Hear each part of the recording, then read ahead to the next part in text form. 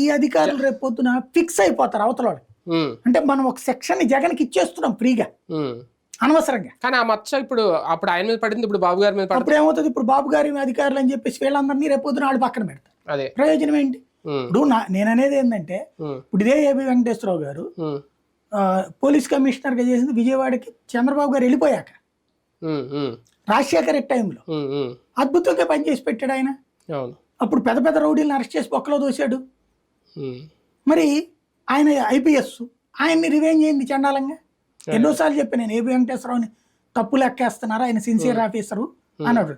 ఆ రోజున intelligence chief గా ఆ ప్రభుత్వం చెప్పినట్టు వాళ్ళకి ఇన్ఫర్మేషన్లు ఇవ్వాలి.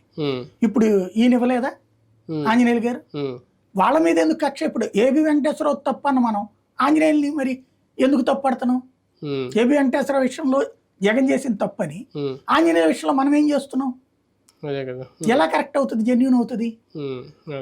రైట్, చూద్దాం. మొత్తానికి రివెంజ్ పాలిటిక్స్ స్టార్ట్ అయినాయా? తెలుగుదేశం పార్టీ తీసుకుంటున్న నిర్ణయాలు, అధికారులను మార్చడం కానీ, ఐఏఎస్ ఐపీఎస్ అధికారులు, ఇప్పుడు రేపు పొద్దున వైసీపీకి థ్రెట్ స్టార్ట్ అయిందని అనుకోవాలి. చూద్దాం ముందు ఏం జరగబోతుంది.